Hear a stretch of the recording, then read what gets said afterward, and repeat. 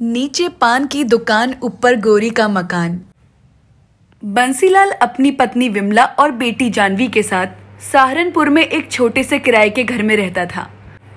बंसीलाल और विमला की केवल एक ही बेटी थी, जानवी, जो दिखने में काफी सुंदर और गोरी थी। पर हीरोइन तो अपने आप को विमला समझती थी। सारा दिन मेकअप करना, मॉडल की तरह कपड़े पहनना, यही सब विमला का शौक था। बंसीलाल की उसी गांव में एक छोटी सी पान की दुकान थी, जिसमें बंसीलाल पान, बीड़ी, गुटखा, सिगरेट बेचा करता था। एक दिन सवेरे, अजी सुनिए, मुझे 1000 रुपये दीजिए, मुझे नया मेकअप किट लाना है। क्या है ये सब विमला? घर में बेटी जवान हो चुकी है और तुम अभी तक अपने आप को जवान समझ रही हो। ये सब करने की उम्र नहीं है अब तुम्हारी। ओह हेलो जी, मैं कोई बूढ़ी नहीं हुई हूँ, अभी भी मैं जवान हूँ, बूढ़े होगे तुम। अच्छा, जवान हो तुम। अपनी बेटी 30 साल की होने को आई और तुम कहाँ से अपने आप को जवान कह रही हो? हाँ तो जानवी से 1-2 साल ही बड़ी होंगी बस। पर हम दोनों जब बाजार में जाते हैं ना, तो सब हमको बहनें समझते हैं। और आप ये सब बकवासें बंद कीजिए और मुझे 1000 रुपये दीजिए। अरे कहाँ से दूं पैसे? यहाँ एक पैसे का धंधा नहीं हो रहा है और तुम्हें हर समय ये लाना है, वो लाना है, इतने पैसे दो, उतने पैसे दो। अरे तंग आ चुका हूँ मैं तुम्हारी फरमाइशों से भाई। नहीं है मेरे पास पैसे, यहाँ रोजगार चल नहीं रहा और तुम्हें पैसे खर्च करने की पड़ी है। इतना कहकर बंसीलाल अपनी दुकान पर चला जाता है। बंसीलाल की दुकान बहुत छोटी थी। छोटा गांव होने की वजह से बंसीलाल का कारोबार ठीक नहीं चलता था।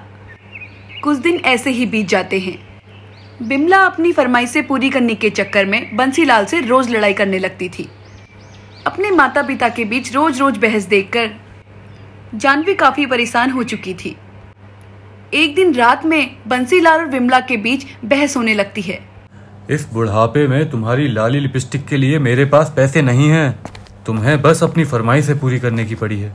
ये गांव है विमला, कोई शहर नहीं कि मेरी यहाँ कमाई खूब होगी। माँ, पिताजी, आप रोज रोज क्या बहस करते रहते हो? अगर ऐसी बात है तो हम शहर में रहने जाएंगे, जहाँ आपकी कमाई भी अच्छी होगी और मैं भी अपनी फरमाइशें पूरी कर पाऊंगी। पिताजी, रोज रोज की लड़ाई से अच्छा है हम शहर ही चले जाते हैं।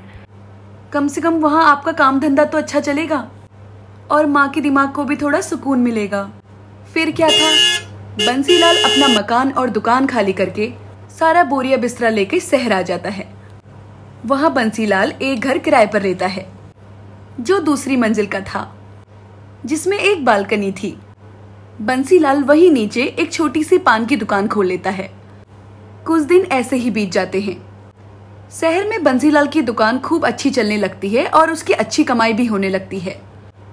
एक दिन, विमला, यहाँ तो मेरी रोज की कमाई 1000 रुपये हो रही है। अच्छा हुआ हम शहर चले आए। अब तो आप मुझे पैसे दोगे ना? फिर से पैसा? तुम कभी नहीं सुधरोगी। अगले दिन बंसीलाल अपनी दुकान पर चला जाता है और विमला अपना मेकअप करने में लगी थी। तभी जानवी अपने घर की बालकनी में जाती है। बालकनी के नीचे ही बंसीलाल की दुकान थी। तभी जानवी की नजर अपने घर के सामने वाले घर की बालकनी में पड़ती है, जहां एक खूबसूरत जवान तरुण नाम का लड़का खड़ा था, जो जानवी को देखकर मुस्कुरा रहा था। हाय, कितना हैंडसम है ये लड़का, बिल्कुल शाहरुख खान की तरह। तभी जानवी और तरुण एक दूसरे से नैन मटक्का करने लगते हैं। ये देखकर तरुण भी जानवी को इशारा करने लगा। अब इशारा इतना बढ़ गया कि दोनों चुपचाप बाजार में छिपके मिलने लगे और धीरे धीरे दोनों में दोस्ती के साथ प्यार भी हो गया। तरुण शहर की एक कंपनी में नौकरी करता था। एक दिन शाम को तरुण और जानवी एक पार्क में बैठे हुए थे। जानवी, अब मुझे लगता है कि हमें अपने रिश्ते के बारे में अपने परिवार वालों को बता देना चाहिए। हाँ, पर मुझे अभी थोड़ा समय चाहिए। सही समय आने पर मैं अपने मम्मी पापा को आराम से तुम्हारे बारे में बताऊंगी। थोड़े समय बाद दोनों ही अपने अपने घर चले जाते हैं। अगले दिन जानवी अच्छे से तैयार होकर अपने घर की बालकनी में आकर खड़े हो जाती है और तरुण की राह देखती है। ये लो, जिसके लिए मैं इतना तैयार होकर आई हूँ वो ही सामने नहीं है। कहाँ चला गया तरुण? तभी नीचे खड़े 4 छपरी लड़कों की नजर जानवी पर पड़ती है। अरे भाई, अपने इलाके में नया चांद कहाँ से निकल आया? क्या हुस्न है तेरा जाने मन, आय हाय, दिल छलनी छलनी कर दिया इसने तो पहली ही नजर में। चलो इस गोरी के हुस्न का करीब से दीदार करते हैं भाई। ऐसा गुलाब अचानक कहाँ से खिल गया अपनी बस्ती में? आय आय, कितनी गोरी है, लगता है दूध से नहाती है। चारों बंसीलाल की दुकान में जाकर खड़े हो जाते हैं और ऊपर खड़ी जानवी को ताड़ते रहते हैं। वाह, क्या चीज है यार, लगता है मार ही डालेगी। चीज है? क्या चीज है? अरे अंकल जी, आपकी दुकान का पान क्या चीज है सच्ची में, मुंह में डालते ही घुल जाता है। तो फिर बनाओ फटाफट 4 पान। हाँ हाँ, क्यों नहीं, मेरे पान की तो बात ही अलग है। बंसीलाल चारों के लिए पान लगाने लगता है। अब उन लोगों को ये नहीं पता था कि बंसीलाल उसी लड़की का पिता है जिसे वे ताड़े जा रहे थे। करीब 1 घंटे तक वे सभी बंसीलाल की दुकान से बार बार कोई चीज खरीद कर खाते रहे और ऊपर जानवी को ताड़ते रहे। ये चारों 1 घंटे से मेरी दुकान पर खड़े हैं और ये बार बार ऊपर क्या ताड़ रहे हैं?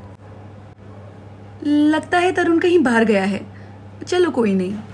ये कहकर जानवी घर के अंदर चली जाती है। अरे यार, ये चांद कहाँ चला गया? इस चांद को अभी जाना था, थोड़ी देर और रुक जाता। कोई नहीं, बाद में निकलेगा, फिर देखने आएंगे। चारों वहां से चले जाते हैं। अरे, दिन में इन लोगों को कौन सा चांद दिख गया था?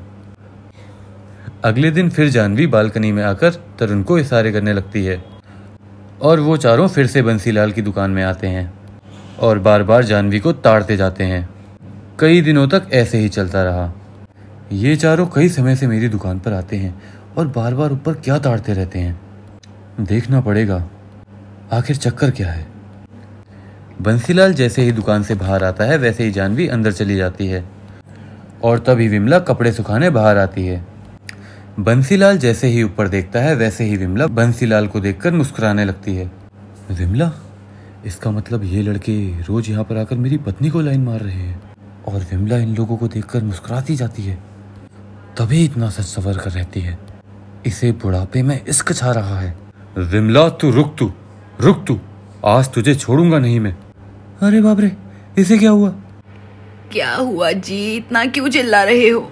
अरे बाप रे, ये पान वाला तो इसका पति है। इसका मतलब वो लड़की पान वाले की बेटी है। अरे भागो रे भागो यहाँ से। चारों हवा की रफ्तार से भाग जाते हैं। तभी बंसीलाल गुस्से में ऊपर अपने घर जाता है और विमला को पीटने लगता है। अरे हुआ क्या? अरे मार क्यों रहे हो मुझे? पिताजी, माँ को क्यों मार रहे हो? मेरे पीठ पीछे ये गुलछर्रे उड़ाती है। आज तुझे मैं नहीं छोड़ूंगा। मुंह में दांत नहीं, पेट में आंत नहीं, चली लड़के पटाने। शकल देखी है अपनी? मेकअप की दुकान। गुलछर्रे? अरे दिमागी संतुलन तो नहीं बिगड़ गया कहीं आपका? बुढ़ापे में सटिया गए हो। इतनी बड़ी होकर अपने बच्चों की उम्र के लड़कों के साथ नैन मटक्का लड़ा रही है। ये सुनकर विमला और जानवी के होश उड़ जाते हैं। क्या नैन मटक्का? दिमाग तो नहीं खराब हो गया ना कहीं आपका? बेटी के सामने ये कैसी अनाप शनाप बातें किए जा रहे हो? तभी मैं सोचूं, वो 4 लड़के रोज रोज मेरी दुकान में आकर घंटों तक ऊपर क्या देखते रहते हैं। वो किस चांद की बात कर रहे थे? हाँ, तो वो चांद तू ही थी विमला। वो लड़के रोज तुझे देखने आया करते थे और तू उन्हें बालकनी से इशारे करके मुस्कुराया करती थी। वो तो अच्छा हुआ कि मैंने आज तुझे रंगे हाथों पकड़ लिया, वरना पता नहीं कब तक ये सब चलता। ये सब बहुत हो गया, चल अब कपड़े बांध और निकल यहाँ मेरे घर से। ये सुनकर विमला के होश उड़ जाते हैं। अरे कहीं से भांग के पकौड़े तो नहीं खा लिए जो अनाप शनाप पके जा रहे हो? पता नहीं किन लड़कों को देख लिया। मैं तो बालकनी में जाती भी नहीं, बस अभी थोड़ी देर के लिए कपड़े डालने गई थी बस। तभी तुम मुझे नीचे दिखे तो मैं तुम्हें देख के मुस्कुरा रही थी और बालकनी में तो मुझसे पहले जानवी खड़ी थी। क्या इसका मतलब जानवी तू? नहीं नहीं पिताजी, मैं उन चारों लड़कों को नहीं देखती थी। मैं तो वो सामने वाले तरुण को देखा करती थी। असल में मैं और तरुण एक दूसरे से प्यार करते हैं और ये बात मैं कब से आप दोनों को बताने की कोशिश कर रही थी, पर मेरी हिम्मत ही नहीं हो पा रही थी। क्या? कौन है वो तरुण? माँ वो सामने वाले शर्मा अंकल का बेटा है। तरुण बहुत अच्छा है माँ, वो बाकी लड़कों की तरह नहीं है। वो एक बड़ी कंपनी में नौकरी करता है और काफी पढ़ा लिखा है। तभी विमला गुस्से भरी निगाहों से बंसीलाल की तरफ देखने लगती है। ये देखकर बंसीलाल घबरा जाता है। ऐसे ऐसे क्या देख रही हो विमला? इंसान से ही गलती होती है। मुझे भी गलतफहमी हो गई थी। आप आइए, मिलिए मुझे रात को, आपको बताती हूँ WWF कैसे खेला जाता है। ये सुनकर बंसीलाल घबरा जाता है। बाप रे बंसीलाल, आज तो तू गया। माँ, पिताजी, मैं आप दोनों से माफी मांगती हूँ। मुझे पहले ही आप दोनों को सब बता देना चाहिए था। पिताजी को गलतफहमी हो गई थी माँ। जानवी बिटिया, तू अपने कमरे में जा। मुझे तेरे पिताजी से तरुण के बारे में बात करनी है। चलिए जी, चलिए कमरे में। जानवी को भी ले लेते हैं यहाँ साथ में। नहीं, मुझे तो आपसे बात करनी है। चलिए ना। तभी विमला बंसीलाल को घसीटते हुए अपने कमरे में ले जाने लगती है। अरे अरे मेरी बात तो सुनो विमला। अरे जानवी बेटा। लगता है आज पिताजी की हड्डियों का चूरमा बनने वाला है। तभी कमरे से बंसीलाल की जोर से चिल्लाने की आवाज आने लगती है। विमला जमकर बंसीलाल की धुलाई करती है।